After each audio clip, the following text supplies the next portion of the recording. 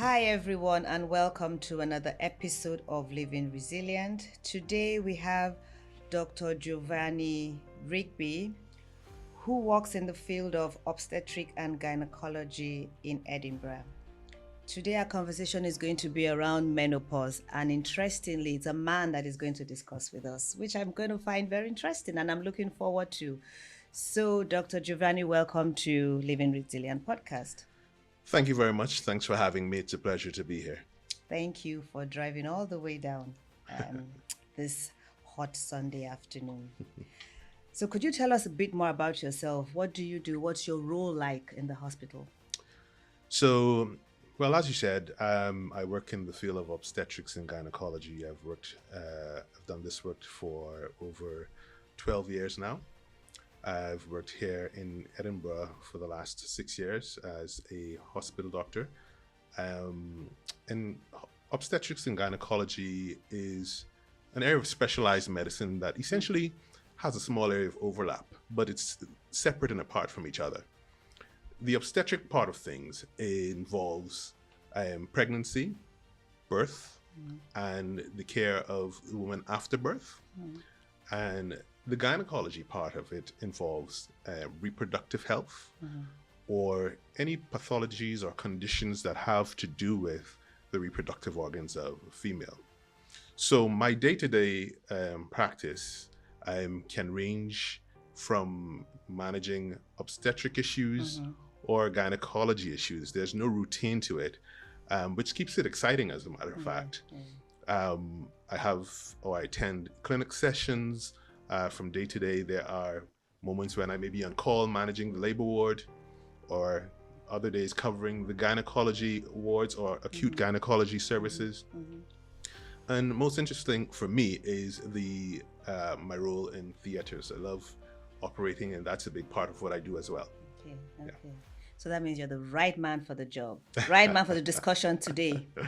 Well, I hope so. Yeah. So why?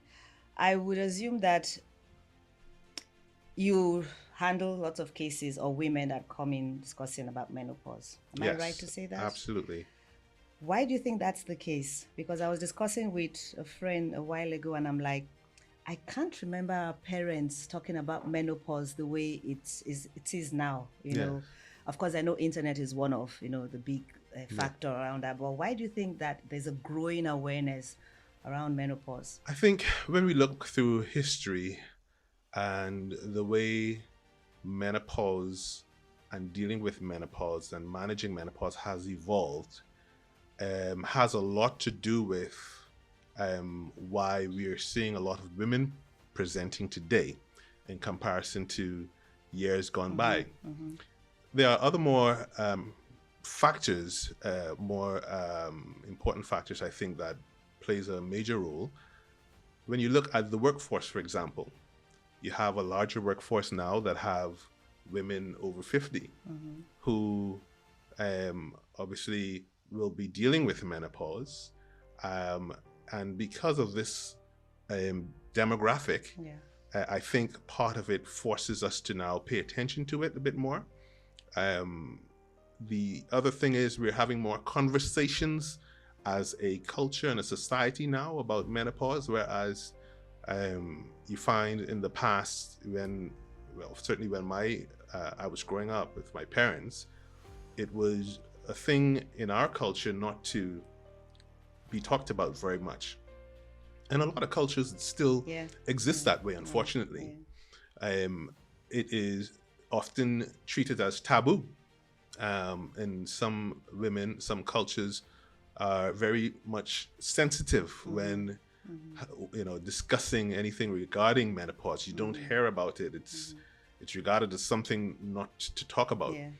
But the good thing is we've made so many strides in research, in medicine, in politics and societal kind of norms and expectations that helps us to now approach the topic with a bit more sensitivity and recognize when we need to give support in the area. And so for that reason, women are more open to come to their physicians to have a chat when they're going through or facing any situations with symptoms of menopause. But would you say that these symptoms are much more evident or obvious now compared to a while ago or years back, or our parents' Yes. generation? Do you think there's sort of a difference in the way we are experiencing, or women are experiencing menopause now? I think the symptoms are the same. I think women are experiencing the symptoms the same way as before, to be honest. Really? Yeah. You know why I'm asking? Sorry, because I'm assuming probably is foods we are eating, lifestyle changes that is Abs- making us, yeah. have that more negative, or we are experiencing it differently, Well, or I mean, you're it's right. Certainly, that is a factor. okay. Lifestyle changes, modifications, and the things we eat, the way we live, does affect or impact how we experience these symptoms. But I don't think so much it's that the symptoms are changing. I think now, because we're having more conversations about it, Okay. women are able to recognize when they experience these symptoms that Okay. maybe this is menopause. Because the symptoms of menopause are so varied, they're vast. There's so many, and we'll talk about them, symptoms that women may experience. There's a vast range. Every system is affected. And in the past, many women may have experienced many of these symptoms and not think, this may be something else. But because of the awareness and the conversations, they can now say, you know what, I think this may have something to do with menopause. Let me have a conversation with my healthcare provider. But certainly, you're absolutely right. Some of the things are risk factors, or things that affect how we experience, women experience menopause, has to do with the way we live. If we exercise, what we eat, these can exacerbate some of these symptoms. And we Yes. are more sedentary these days. I think those olden days, I would use olden days, but you know what I mean. Women, I guess, used to go to farm a lot. They were a lot more active than Yes. now. Yeah. We're sitting in the office, sitting in front of a computer all day long. We don't exercise. We don't. So I just thought that was the main reason that we are experiencing it this way, or You are this right. bad. It is one of the reasons, and you've touched on a very important thing. When I look at my mother's generation and my grandmother's generation, they grew up living lives that were, as you said, less sedentary. They ate better because they ate from the earth. They ate more ground provisions, more natural foods, not the processed foods. And now, I wouldn't say that they didn't experience menopause. While, yes, they may have experienced it in a different way, and it's difficult to really determine that. And I can't recall any studies that have investigated this. But what we do know is that, foods, for example, that are rich in carbohydrates, that are more, filled with fats, those that are low in calcium and all the minerals that we need, these tend to cause an exacerbation of some of these symptoms. And it affects every part of your body. It affects how we move, how we think, how, even the way your sleep pattern. So it is a multifactorial condition, I think. Yeah. Another thing I was going to add, that is stress as well. I think Yes. stress also is a huge factor Yeah. in the whole equation. One of it is a major symptom. Stress, mood changes, anxiety, and one of the things Is it that a symptom or is it the cause? I thought it was the cause. I thought it causes the symptoms, or so is it? menopause, Yeah. the physiology behind why this occurs can lead to these Stress. symptoms. Yes. Okay. So one of the things that we in our practice encourage our patients who are dealing with this on a non-pharmaceutical type level is looking at things that can reduce, stress. For example, mindfulness, yoga, and if you're at the level where you may need a bit more help, cognitive behavioral therapy is one of the things that we would suggest. And these are, like I say, non-pharmaceutical kind of methods, But lifestyle are changes. they are non-pharmaceutical? Are they scientifically proven? So, because I So, know some people are a bit controversial about the yoga and yeah, meditation yeah, thing. So, yeah. has it been proven that it actually alleviates So, the stress what is or difficult with symptoms? these methods is their effectivity. Their effectiveness is difficult to measure. So, from person to person, it may be different, depending on your symptoms and what you're experiencing. Um, but studies have proven that they have helped. Okay. They've helped to ameliorate some of these symptoms. Okay. Yeah. Okay. So what's the age? I'm looking at the age range now. How early can a lady start to experience menopausal symptoms? So I'll first define what menopause is, right? Thank you. Yep. Menopause is the absolute cessation of having a period for 1 year. Okay. Yes? Now, the average age of menopause in the United Kingdom is around 51, 50, 51. However, Perimenopause. Sorry. perimenopause Yeah. can happen before that, will happen before that. Menopause can happen anywhere between 45, starting from 45 years old, okay? And in particular conditions, it can happen a little bit earlier. Okay. But generally speaking, you can go into menopause or perimenopause from about 45 years old. This period is varied in how long it lasts, but typically women will experience the more intense or severe nature of this condition within the first 5 and sometimes up to even 10 years of it commencing. So what you're saying is from 40 years, because you said from 45. 45. What about the perimenopause? Because I think Yeah. that's the stage where lots of women tend to Yeah. suffer more. So yeah, I guess, yeah. perimenopause, that term just basically describes the period that is related to the significant decline in your hormonal kind of regulation, estrogen and progesterone, but not necessarily represents the full cessation of having a period. So you can have changes in your body physiologically that indicates that this process is starting, but you're not yet defined or have arrived at that point when we would call it menopause. Menopause, yeah. So that can happen years before actually going into menopause. How There's no early? particular age that we can put on it because, again, person to person it's different, but we know that this typically starts within the mid 40s, and can go it can go up to 50, 51 until you arrived at that place where Menopause, yeah. you've hit menopause. And there are women obviously who have had longer periods of perimenopause who go into menopause even beyond 51. Obviously so it's not an absolute, but as I said, it's the average age of what we see in the United Kingdom for defining menopause. But isn't it the earlier stage that poses more of a problem or a challenge? So isn't it the perimenopausal stage that most women tend to struggle with I think the symptoms, yeah. the hot flashes and all that? Well, again, from person to person, it's different, but I would say that whenever you experience a change in your body from your norm, it can be significant.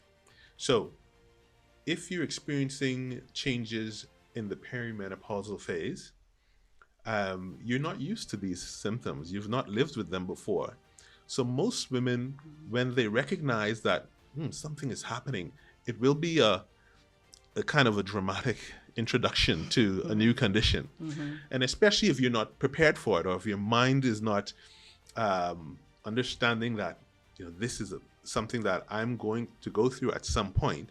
But most women are not ready. They're not ready for the point that their body is saying to them, hey, I'm going through these changes now. And these changes can be very drastic. Yes.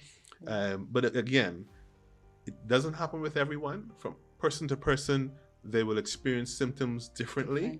But what is important is recognizing the symptoms. So conversations like this, I find, is extremely helpful because this awareness helps women that when they have arrived at this stage in their life, they can recognize it and manage it appropriately. And even more so, more important is these types of conversations tend to help women to prepare for menopause. Yes. Preparing for menopause is even, I think, as important as Important. going through the Yeah, menopause, yeah. because these symptoms can be very drastic in many cases. And, there are things that you can do to mitigate how you're going to go through menopause, this journey. This journey doesn't always have to be one that is, chaotic. And I guess it's, Yeah, I'm yeah. sure many viewers are watching me and saying, what is this guy talking about? He doesn't know. But Those that have experienced it would be able to, would understand what you're saying. yes, So, from my yeah, experience in you can. clinics and Yeah, talking yeah, to women, I find that their introduction to this very natural phase in their life is welcomed when they're prepared for it and when they've actually done things to help them to go through it. I'll give you a small example. One of the symptoms that most of my patients talk about is their inability to maintain a normal night's sleep. That's common. But sometimes if you're not prepared for that, you won't know that developing a proper sleep habit before menopause is very useful in helping you when you go through this. So that's just one small example. Equally, exercise, for example, if you're not used to exercising, and I will say before going into that, why is exercise important in menopause? Because one of the things that you lose because of the reduction in these hormones, estrogen, is bone health. It makes you more at risk for osteoporosis. So you find the rates of things like hip fractures, bone fractures in women who are menopaused is higher. Especially if they've not taken care of their bone health before going through this phase. So we encourage exercise, which helps to strengthen your bones, helps calcium turnover. A proper diet with vitamin D and calcium also can contribute to helping your bone to become strong.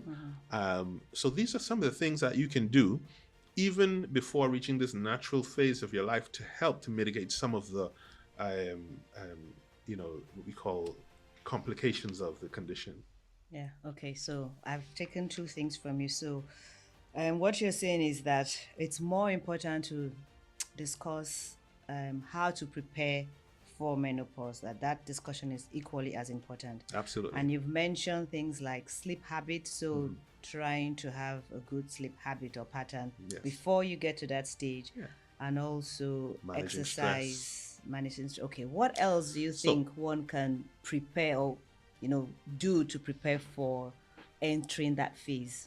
So, some of the things I'll talk about the symptoms. Okay. Generally of menopause. What are the common symptoms? Common symptoms. Like if someone comes to say something and you're like, that sounds like menopause. So, what are the common symptoms? Most women, when they present, the more common symptoms will be hot flashes, the inability to manage at nights, for example. They will find themselves, or in any type of environment, it doesn't necessarily have to be a night, where there are extremes in their body temperature or temperature response. They'll be cold at one moment, hot at the other, and they can't understand what's going on. Another common symptom is vaginal dryness, where the vagina loses its lubrication. Once you're approaching this stage, a loss of libido, the desire for sexual intercourse. Some women have skin itching or pruritus due to dry skin. They may have loss of hair, alopecia. Mood changes is very common in patients going through menopause. And we've mentioned insomnia. Some women will feel fatigued. They may have headaches. And so every system in your body Is is affected. affected or can be affected. Okay, yeah, can It be doesn't affected. happen with everyone. Yeah. Some women may go through menopause without having any symptoms. Okay? Some may experience less than others. But the common symptoms are those which I've mentioned. Now, what you can do, again, as we've mentioned, before getting to experiencing these symptoms, are one, lifestyle modifications. We always start at a very basic level. Okay. So, things like exercise, as we've mentioned, both aerobic exercises as well as weight bearing exercises, it's absolutely fine. These help with bone health. A proper healthy diet, rich in calcium and vitamin D, vegetables, fruits, low in fats, low in carbs. Yeah. These help with almost every system because it reduces obesity, it reduces stress, okay, and how we deal with stress. Can I ask a question? Yeah. Sorry to cut you. Is there a correlation between obesity or weight and menopausal symptoms? Is there any correlation? Yeah, yes, there is. Some of the symptoms of menopause, first of all, are one that I have not mentioned is before I get there, because I want to kind of lead into it. Okay, Yeah. okay, that's fine. Yeah. Most of the complications of menopause are indirectly or directly related with obesity. Okay. One of the major, things that we look at is heart health. Okay.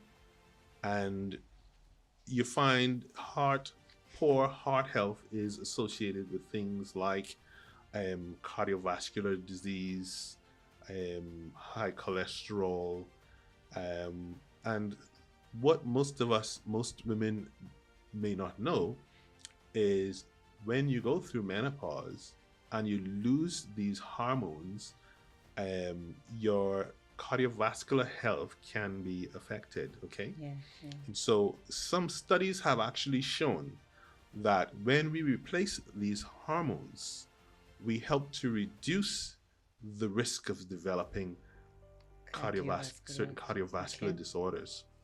Now, these studies are ongoing, and over time, they may show other kind of specificities in the area.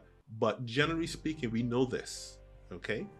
So obesity also is a problem because in fat tissue or adipose tissue, your body can produce peripherally estrogens, okay? And yes, we need estrogen. If we're declining, you may say that, well, then why is obesity not helping Okay, with it? yeah. Well, the problem is it has more of a negative effect overall on our overall general health to be obese than to benefit us by those extra estrogens. So the risk outweighs the benefit. The risk definitely outweighs the benefits. Okay.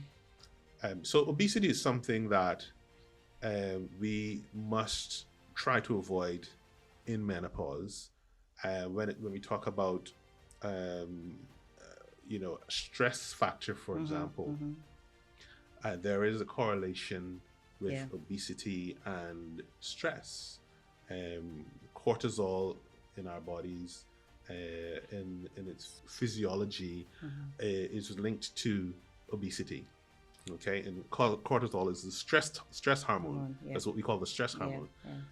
When you're stressed, that cortisol shoots up. Okay, which can lead to things like high blood pressure, diabetes, and the like. Okay, no, that's very interesting. Thank you so much for that information. So yes, absolutely, I agree with you. I think we need to do more discussions around how to prepare for it, because even in my own small circle or community of friends, many of us, we just ended up finding out, oh, this is what is happening. We didn't even know. We had gone to the hospital a couple of times before the doctors said, maybe this is it. And this was like, we're well into it, with all the symptoms. But if we have this discussion earlier on, even for the younger ladies, coming up, so that they are now more, they know what to do in Yes. preparation for, that stage or that phase of life, would Yeah. be very helpful. One of the things I encourage whenever I have these talks in whatever setting, and even in the clinics, I always appreciate when women who present, they bring, for example, their partner or their daughter, because the information is useful. See, I with was coming to menopause, that. Yeah. Yeah. everyone is affected. It's not just Yeah, yeah, yeah, yeah. I was coming to that. you may Yeah. feel that you're going through this alone, but you're not. Because an angry woman would cause chaos the whole house. Husband does Everyone not know what's going on. He's confused. Children are upset, kids, and exactly they what's don't. happening with mommy. And so Absolutely. it's Yeah. something Yeah. that everyone should be aware of. And certainly it's beneficial to have this conversation in the midst of them all, Yeah. because they are part of the equation in helping to support mom Yeah. or the wife when she's going through this stressful time. Yeah. And if they don't know, they're left to think. And you know what? It's sad to say that menopause has caused, many problems in relationships. Yes. Yeah. Because simply because men don't know. Ignorance. Yeah. So I was going to come to that. So, what should men, at a very basic level, what should men know about menopause, and how can they support their spouses more?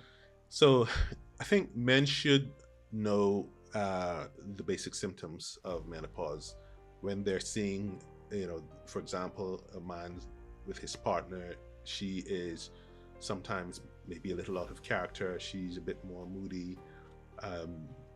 She's less reluctant to become intimate at times. And that doesn't mean that, they do not want you, or they don't want to be around you, or they hate you. It's a phase in the life of a female, a natural phase that she's going through. So the more that a man learns about menopause, it's better for him, because here's the thing: he will be able to support that woman in what she's going through, or a child as well. Equally, will understand mom may be going through this phase in her life. How can I help to make this better without aggravating the situation? So, men can offer support. So how? What sort of support? What practical One, support? Yeah. being a bit more patient. Okay.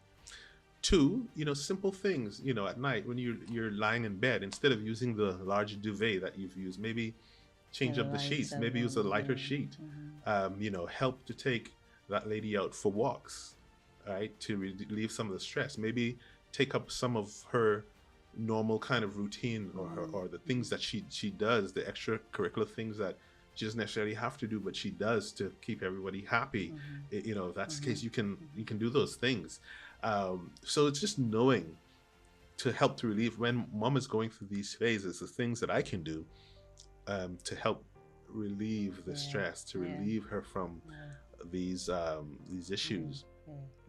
Thank you. Yeah, no, it's good that you shared that, so that the men would listen and know that they have a role to play as well in helping their spouses. Okay, so we flipped the script a bit. We talked about, what men should do and how they could be supportive. Now, there's this thing that is very controversial. The HRT. I know you've mentioned different ways that women could, or different things women could do to help themselves when they're going through menopause, like lifestyle changes, exercise, diet. Yes. And I think the hormonal replacement therapy is Hormone replacement also therapy, yes. a medical kind of fix it. Yes, it's the main kind of treatment for modality it, that yeah. we use to help to reduce the symptoms of menopause, and also to reduce the major complications such as osteoporosis and things like heart complications. Now, Dr. Giovanni, how reliable is that thing? Because I know there's so much controversy about that, and I think it's a cultural thing as well. I mean, people that are from my culture, there's like, it's a no, no hormones. The usual, what's going around is it causes cancer and all that. So, your own opinion, what do you think about the HRT? Is it something you would recommend for a lady, and why? And what is this other controversial news all about? Yeah. So it's good. Thank you for asking that question. HRT in its evolution has had many peaks and valleys, many ups and downs. Okay. Mm-hmm. Um, there have been many studies over the years, the decades, that have gone into the development of HRT. It's not a new drug. HRT has been around from early 1960s. Even the first introduction of HRT, if you look in history, was in the 1940s, Oh, right? wow. Okay.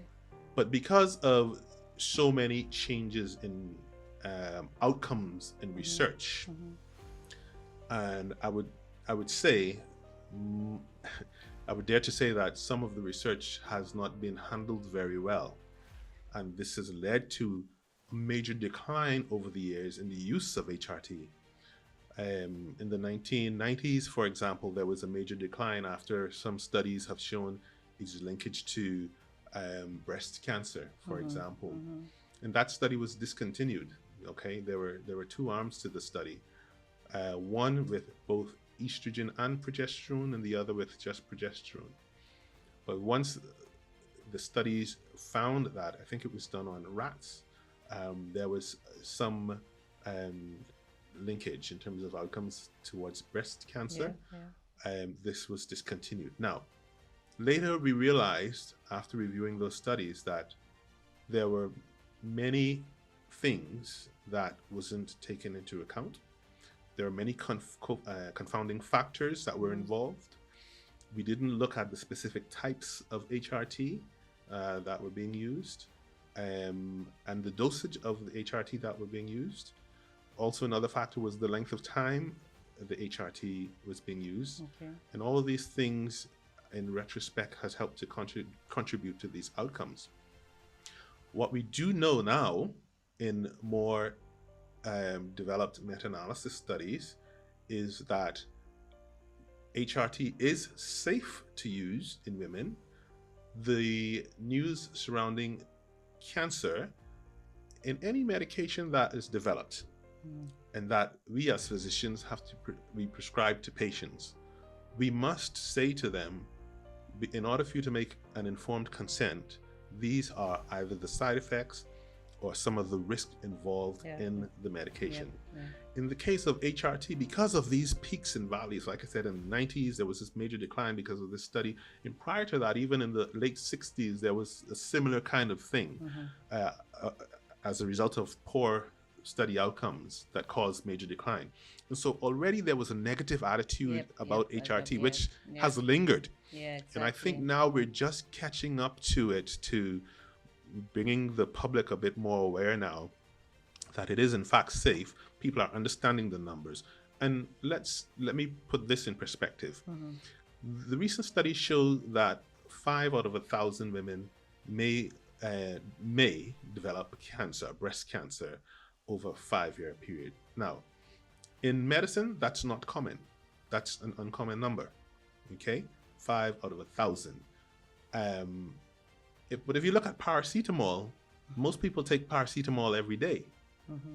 Paracetamol is linked to liver cancer as much as 28% over a period of time. But again, weighing the risk and the benefits Mm-hmm. of why you take these drugs, you need to consider that Mm-hmm. as well. But we have to tell you what the risk factors are. So now that women are understanding, okay, it's not what I thought it was. It's a little bit different.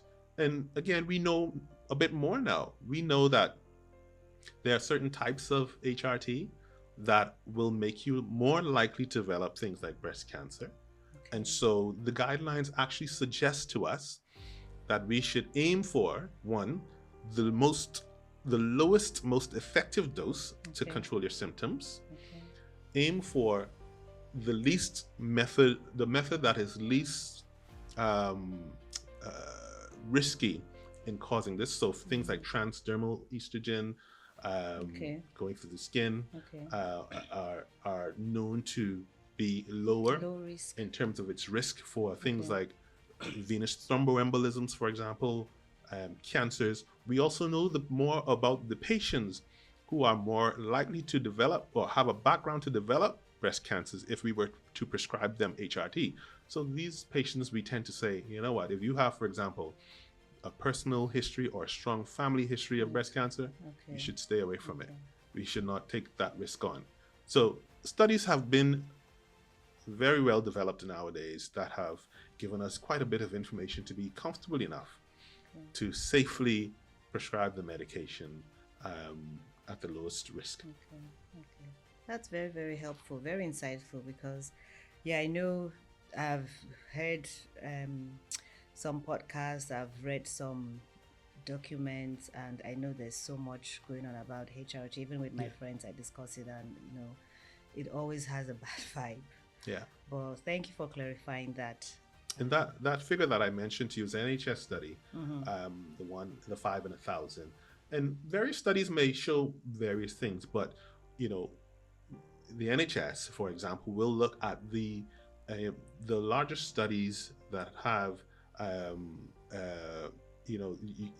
better interpretation of what is happening overall. Yeah. So you find some studies with smaller groups being used. They may not take into to account certain factors. These are poorly produced studies, and so I'm very happy in saying that in working in this field, under the regulations that we work under, to prescribe medication using these guidelines that we follow, you can be rest assured that they're safe and very effective. Yeah. And how long would you recommend if a lady decides to go on the HRT? 3 years, 4 years, So 5 years? generally speaking, our guide is that one, the most benefit comes into play when a patient will start it early in her menopausal symptoms. So for example, once she's menopaused and or even perimenopause, but early in starting their symptoms, the benefit is greater. Okay. And the risk is less. Oh, really? Yeah. Okay. The later, if you don't tend to start HRT later on when a patient is older, you want to stay away from doing that because the risk towards breast cancer increases as age increases. Okay. So it's a rule of thumb to aim for around 5 years. Some may offer it for a little longer, weighing the risk and benefit, and weighing the response to the medication, and also weighing the dose or the method of introducing these replacement hormones. Okay. So generally speaking, 5 years is a safe period to gain the benefit of bone health, cardiovascular health, and reduction of symptoms or symptom response control. Okay, thank you so much, Dr. Giovanni. Thank you for that. So before we round up, what one piece of advice would you give to women in general, women that are going through menopause now? What would that advice be? First, I would say to women going through menopause now is just know that you're not alone in this journey.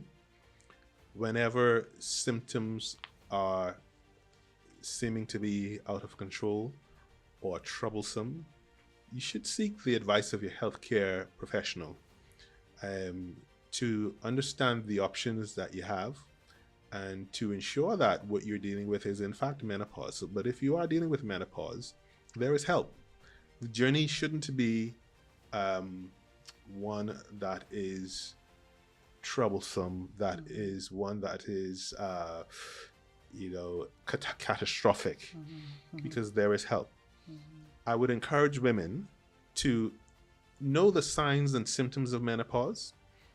I would encourage women to try to mitigate or reduce the effects of menopause early in your life. Don't wait until the symptoms occur, so that your body is adjusted to these lifestyle changes. Number one, the benefits of making these changes can already be in play once the symptoms start. So things like having a healthy diet, as we've mentioned before, having a proper exercise regimen, having managing your stress levels, getting, whether that's through mindfulness, yoga, exercise, whatever works for you.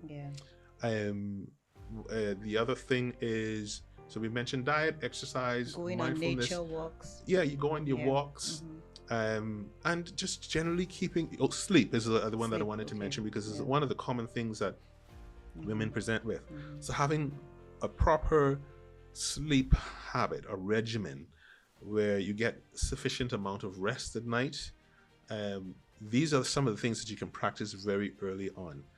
We didn't mention some of the alternative things that are out there. Now, I'm mentioning this, but the first thing I would say is the effectiveness of these methods are hard to measure, Yeah. but it's still something that women can consider. Okay, again, yoga. Yeah. Okay, some women use things like black cohosh or soya, Okay. or red beans to help with their symptoms. Again, Okay. I didn't know I'm that.